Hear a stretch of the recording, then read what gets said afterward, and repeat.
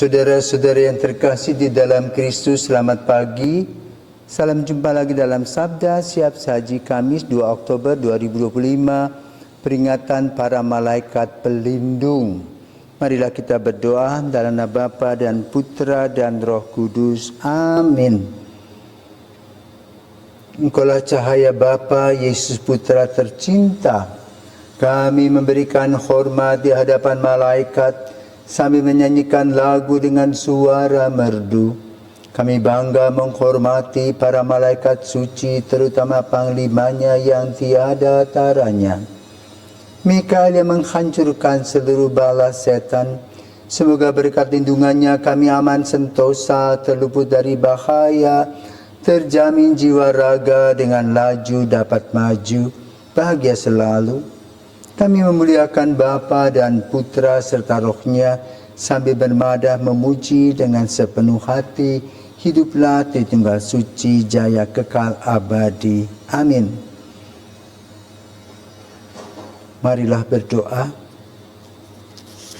Allah pencipta alam semesta, tugas malaikat dan manusia Kau bagikan dengan bijaksana. Para malaikat tetap mengabdimu dan mendampingi Engkau di dunia.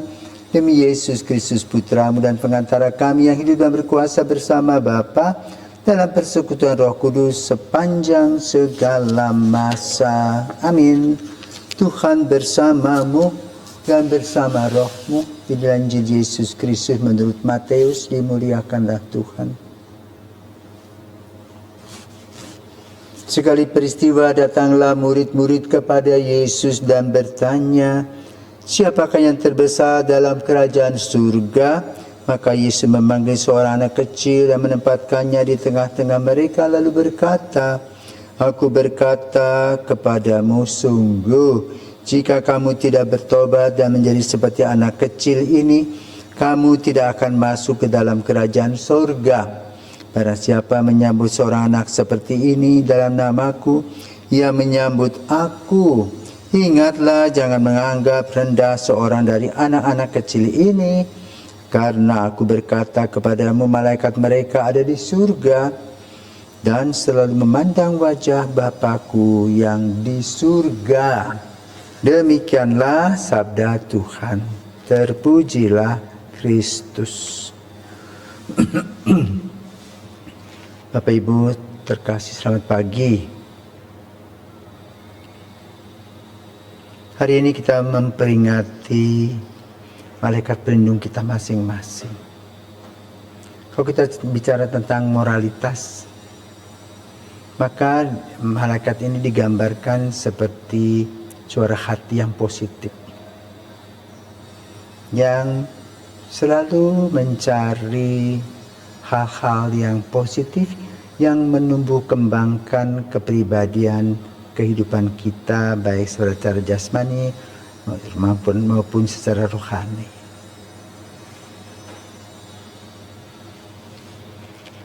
Lalu apa beda antara malaikat dengan manusia? Di mana mereka tinggal?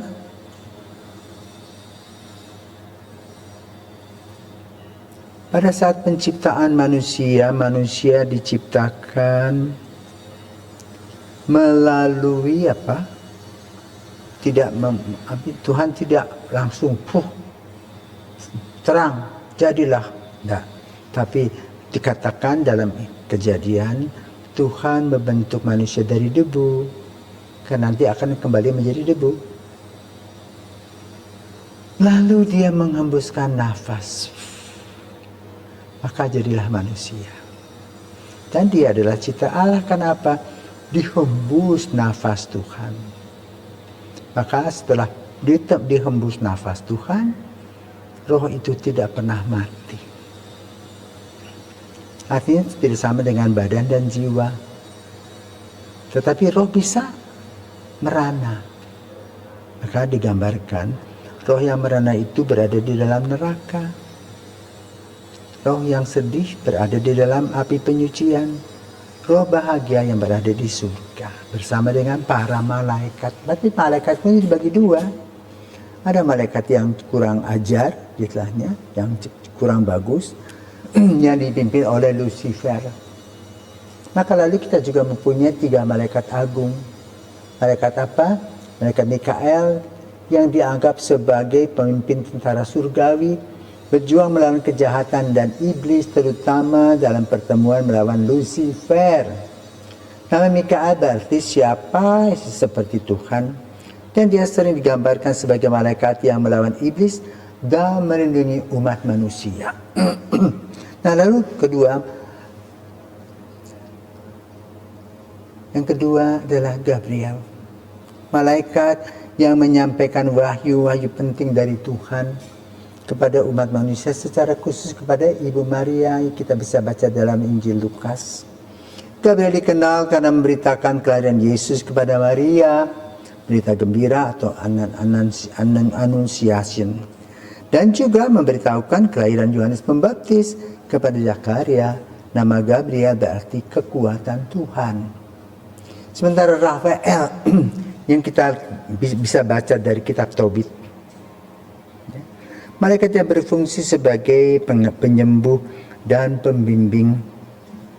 Dalam Alkitab, Rafael tampil dalam kitab Tobit di mana ia menyembuhkan Tobit yang buta dan membimbing putranya Tobias dalam perjalanannya. Nama Rafael berarti Tuhan menyembuhkan. Maka malaikat Rafael memberikan pengharapan, malaikat Gabriel memberikan iman, malaikat Mikael memberikan kasih. Lalu ada kelompok-kelompok lagi, malaikat dalam gereja. Ya. Kelompok-kelompok itu, yang disebut kelompok pertama, itu serafim dan kerubim yang selalu menyembah tabernakel. Kemudian ada lagi malaikat-malaikat tingkat 2. Malaikat yang mengatur dan memerintah malaikat lainnya.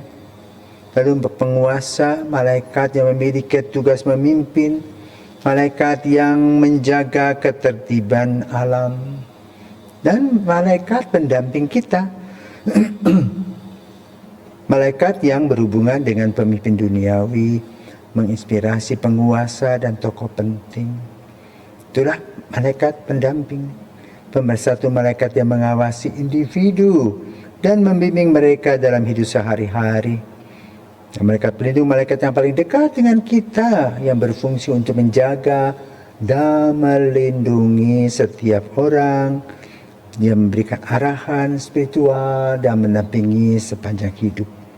Maka dulu ada gambar anak kecil yang dia melihat pohon mangga tetangga, dia ingin mengambil. Lalu ada gambar malaikat mengatakan jangan. Tetapi lalu yang gambar di belakangnya bertanduk, ayo, ayo, ayo. Nah, itulah gambaran simbolik. Ya, saudara terkasih, hari ini kita merayakan malaikat pelindung kita, yang namanya seperti kita, yang melindungi kita dimanapun kita berada. Maka terutama ketika saat kita mau meninggal, ada orang-orang yang sudah meninggalkan Tuhan, meninggalkan Yesus, tapi pada hari-hari terakhir, malaikat juga yang membujuk dia kembali, membuka mata dan hatinya agar ia betul-betul bertobat. Itulah malaikat pelindung, fungsi dan tugasnya. Karena itu Injil pada hari ini membicarakan tentang kepolosan, ketulusan hati malaikat, bukan mencari kepentingan pribadi. Maka kita beruntung, kita mempunyai malaikat pelindung yang bukan seperti Lucifer yang menggoda kita. Maka mari kita berdoa bersama dengan malaikat pelindung. Tuhan, jadikanlah kami pelayan sabdamu, jadikanlah kami anak-anakmu yang setia dan taat, jadikanlah kami anak-anak yang membawa terang, yang bangga telah Engkau pilih, bersama dengan pemberian malaikat pelindung kepada kami. Tuhan memberkati.